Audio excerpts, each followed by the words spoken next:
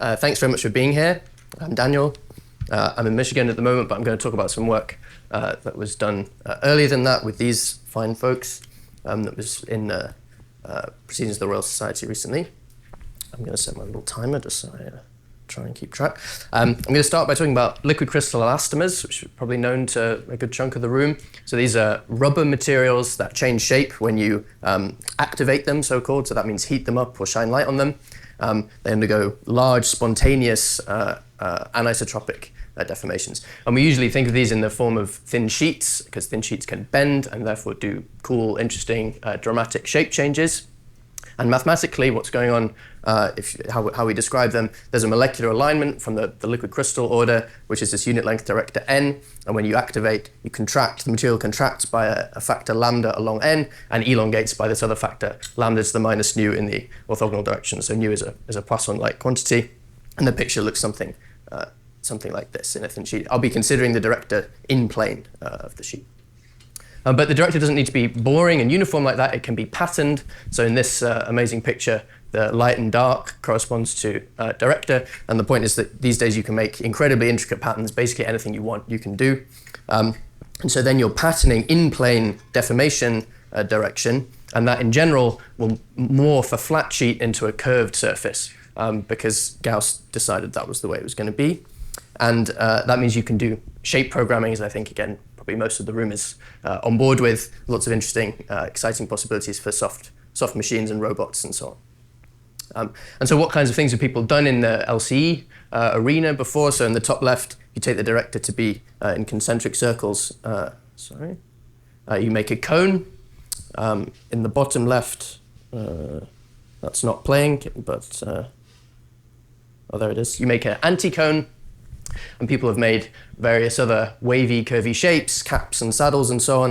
And in the bottom right, you can see that people can also make, again, extremely kind of general, intricate things these days, including a whole series of improving faces, of which I think this is the best so far. And I've been talking about LCs, but there are various other materials that kind of morph in similar ways. Anisotropic deformations, my favorites, probably these inflatable fabrics with air channels in that you pump air into. I think we might be hearing more about those later. Lots of biological tissues to form anisotropically as well. So in terms of, in this genre of patterns that then make interesting shapes, in terms of work I've been involved with, we can consider topological defect patterns. So these are director patterns that have something funky at the origin, which then make funky shapes, funky curvatures. And we can do patterns with seams. So that's patterns in which there's a line across which the director is discontinuous, which typically generically makes sharp Gauss curved folds in the activated structure. And if the seams are curved in a flat state, then you get all these bizarre kind of landscapes. We can even change the topology and consider these annular domains with spiral patterns and make things which morph into cylinders and then fully turn themselves inside out in this strange way. Cool. And so most of the work in this kind of area is usually focused on making some kind of specific target shape. It's kind of a final shape, if you like, that's reached when the temperature or the illumination reaches some particular value. This factor lambda reaches some particular critical value. But we started thinking about pathways and intermediate shapes, like what's the route there from flat. So here's a kind of two different shape-morphing ways to make exactly the same shape. It's the most boring shape-morphing problem in the world because the target in this case is just a flat disk, so flat to flat. One way you can do it is you take a uniform director on an ellipse and then you activate, and then when you reach this final lambda of 0.7, you reach a disk. But another way you can do it is with this spiral pattern, which then reaches the final state by first popping out into 3D, making a cone, and then returning to flat. And so the point here is that the route is interesting and varied. Like these are very different, the top and the bottom here. They're qualitatively different even. I mean, one is not staying flat the whole time, and it also has this sharp tip. There's a whole kind of, there's richness here. And there's another example here in a similar vein, so making different parts of spheres. So again, on the top, you can use one of these spiral patterns to eventually make part of a sphere at lambda is 0.7, and en route, you again get different shapes. They have a sharp tip. On the bottom, you can do it in a much smoother way. On the bottom here, actually, all the intermediates are actually different parts of spheres. Cool, so here's a toy problem in this kind of area to focus a bit what kinds of things you might want to do. So you could imagine trying to make a family of paraboloids. So a paraboloid is a bowl-like surface of revolution with the cross-section as a quadratic curve. They're very useful for in wave problems because they focus incoming rays to a point, so satellite dishes and so on, parabolic mirrors. And so you can make a target paraboloid with, again, one of these funny spiral patterns at some particular lambda. And then what you might hope is that as you dial lambda, you dial temperature or whatever, you get a family of paraboloids with different focal lengths, which you could then tune with temperature, which could be kind of cool.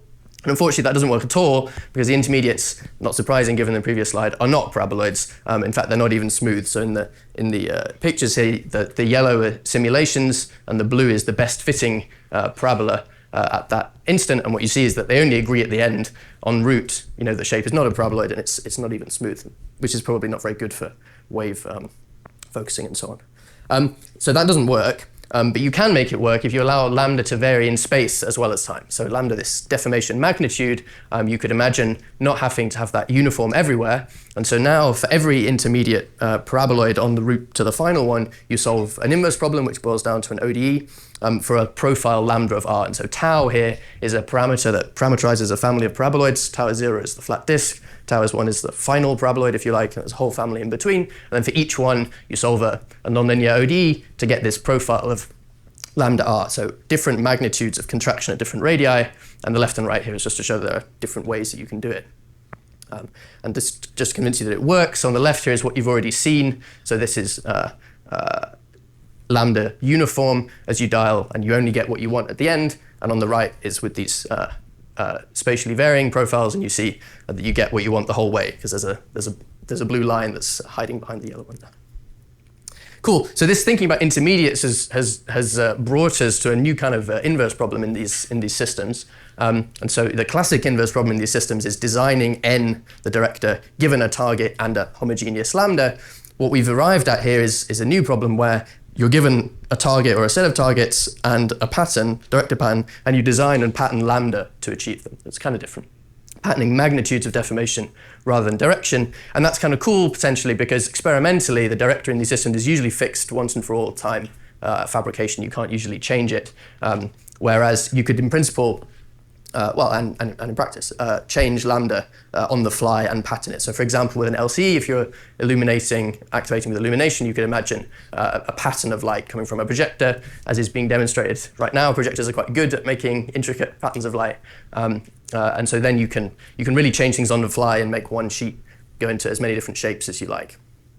So how do we solve this kind of inverse problem in general, this kind of new inverse problem? I don't think I have time to go into the full details, but I want to just sort of sketch how we do it. So you have a target surface on the right there, you have a flat domain, and there's a mapping between the two, these little fields x and y, so that says which material point in the flat state where did it end up on the target state.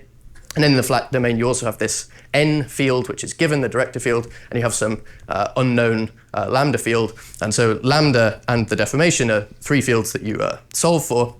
And the point is that the target has a metric tensor that describes in-plane distances between points, infinitesimal distances, and you can write that pulled back to the flat state in terms of this deformation field. You just write that down as an expression. And then you also have an expression for what that metric should be given what the material can do, this contraction by lambda. It has this form here, but it just encodes what we've seen all along, this contraction by lambda along the director. And so what you need to do to solve this inverse problem is just to set those two metrics equal to each other. So you have A equals this particular expression.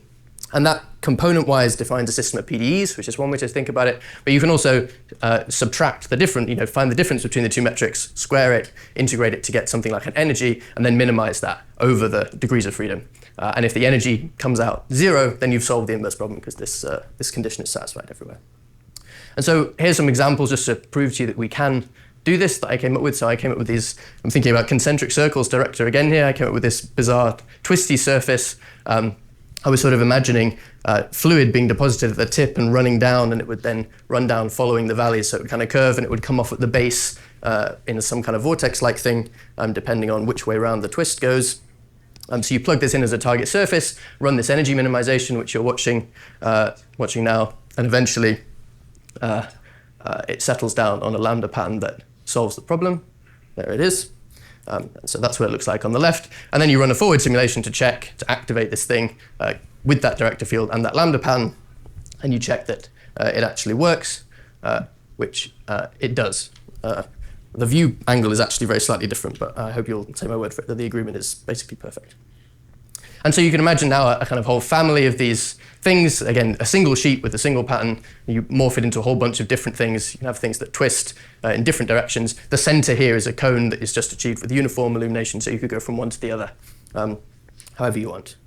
And then there's another example here, which I came up with. I like the kind of fluid thing. So I was thinking about how you could steer a fluid one way or the other if you have fluid running through some kind of channel or pipe. And so I came up with a way to make a pipe with a pneumatic morphing of this kind, which is actually not trivial because you need Gauss curvature. But if you have this director pattern in the middle there with the sort of wavy lines, and you activate with the uniform lambda, you get this sort of half pipe thing, ribbed pipe in the middle. And then you manually bend this into some pipes that bend in different directions and plug it into the inverse solver, and you get these funny lambda patterns which work. And so you could morph this thing wirelessly to steer one way or the other. So hopefully I've convinced you this is potentially a kind of powerful new paradigm in these systems, and I'll stop there and take questions. Thanks.